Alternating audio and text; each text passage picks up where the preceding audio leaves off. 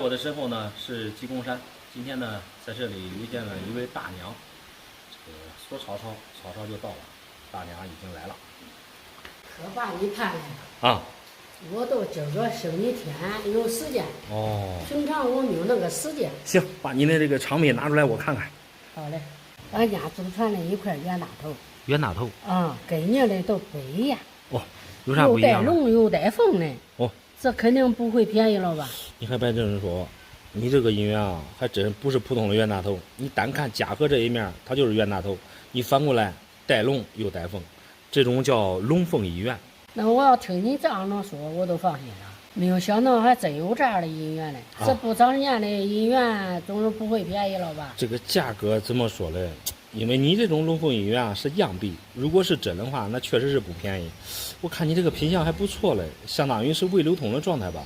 像这种样币的话，咱普通人家里边一般可没有啊。你这是搁哪来的？其实也不是俺家传的。哦，俺邻居他去年借我500块钱，他都不讲还的事儿。哦，他拿着这个姻缘来抵账的。500块钱按理说也不多啊，拿个样币给你抵账，哎，咋说哎，也不现实。我给你讲一下什么叫样币。样币啊，就是这个银元经过设计铸模，就等这个造币厂大量发行的银元。但是银元在过去啊，它是属于法定货币，发行与否啊，造币厂他说了不算，得经过政府部门的同意。结果这种龙凤银元啊，就因为有这个封建色彩，你看它上面印的又有龙又有凤嘛，所以就给搁置了。我们市面上见的龙凤啊，只有1角2角的辅币。这种铸币啊，就简单的做了一些样品，所以样币啊，就是类似于这样出来的。我听明白了，你的意思这不是都是烧吗？对，这烧了好啊，那你要是烧了，它都是贵了。我想着他给我个冤大头都中，谁知道他给我个这儿。您的感觉是对的，就像普通的冤大头啊，给你抵500块钱，您都赚了。你看8年了，咱都不说了，因为8年的冤大头比较少，任意一枚3、9、10年的冤大头，只要币面不带戳，都能卖个1000。但凡币面带戳啊，你也能挣钱，因为带戳的冤大头现在也不便宜啊，带戳的现在也带个7、800了吧？那你说的我咋越听越迷糊嘞？你不说的比常见的那冤大头贵吗？你刚才说的是啥样的样币？这到底管值多少钱？你这个样币啊，可能得让你失望了，因为我看这币面压力啊，这都不对。首先可以肯定一点的，这个样币啊都是出铸全身的。你细看一下你这细节，尤其是它这个龙凤的细节，币面没有流动痕迹。你看它这个龙凤都磨平了，包括龙纹，包括凤尾，这都不清晰。所以仅凭这一点啊，我劝你还是把这个银元还给他，直接叫你那500块钱都行了。你这老婆你还是真是的啊！你看我找你不容易的份上，你都给我报个价钱呗。哎呀，这个样币啊，咋说嘞？报价是可以的，我也看出来了，你这是对银元啥都不懂，不然也不会轻易的要这个龙凤银元了。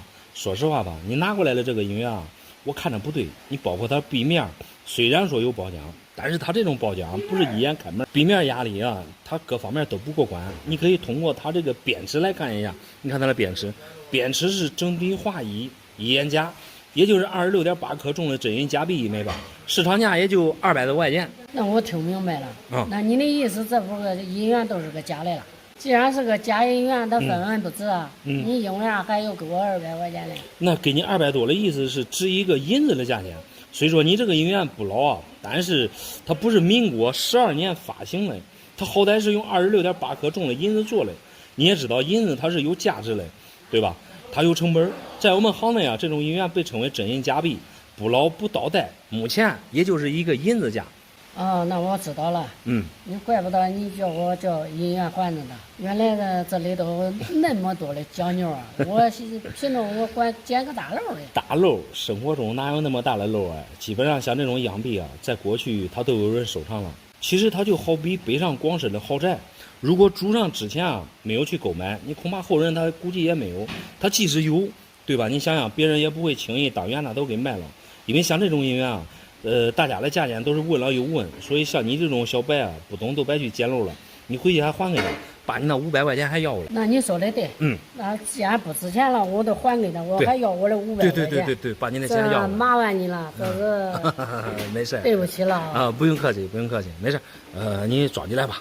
只要能帮你个忙就行了。好嘞。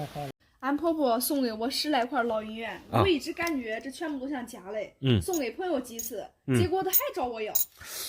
这我是你朋友的话，那我肯定也得找你要啊。从你拿过来的这几块传样来看，这全部都是一眼大开门啊，没看到有假嘞呀。那有可能不是假嘞。我以前只怀疑是假嘞，从来没有拿出来证实过，总感觉看着不像真嘞。你的感觉是错误嘞，像这种一眼开门的包浆你都看不懂，那只能说你对银元不懂。尤其是你这里边，你看带酱菜嘞，这种包浆啊，没有几十年还真形不成。另外，像这种带底光的，说明恁婆婆保存的好。其他的都不多说了，主要是我闺蜜想要，连续给她3次了，总共给了她4块，所以才让我长了个心眼来鉴定一下。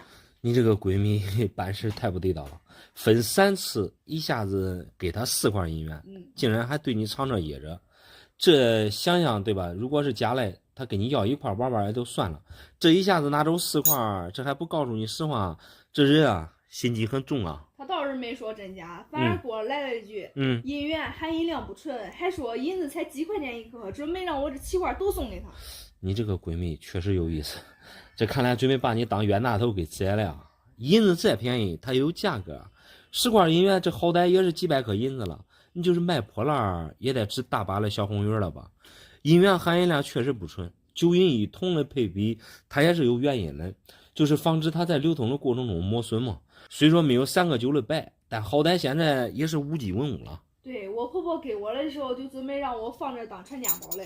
我当时就看着挺脏嘞，结果大意了。没关系，现在知道真假也不晚。你想想，婆婆也是妈，当妈了咋可能给孩子假币嘞？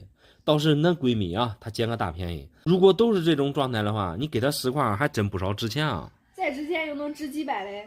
我闺蜜就是爱赚小便宜，刚才给我发信息说准备来找我拿银元嘞。哎呀，她可拉倒吧，她就是吸血鬼也不能逮着你不放啊。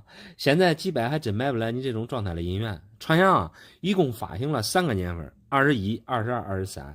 你这7块除了没有特别贵的3年21年之外，像这种带酱菜包浆的22年，它是最贵的。银元并不是看它的含银量的，主要是看品相状态。因为你对银元不懂，像这种带酱菜包浆的呀，平时特别少见，主打一个味道比。只要是22年带彩的话，这拿一块这都带2000好几。那你这么说的话就坏菜了，我给他拿的可都是黑不溜秋的呀，我还以为他们难看嘞。主要是你对这银元不懂，反正老玩家的话都会选择这种带彩的币，更有观赏性。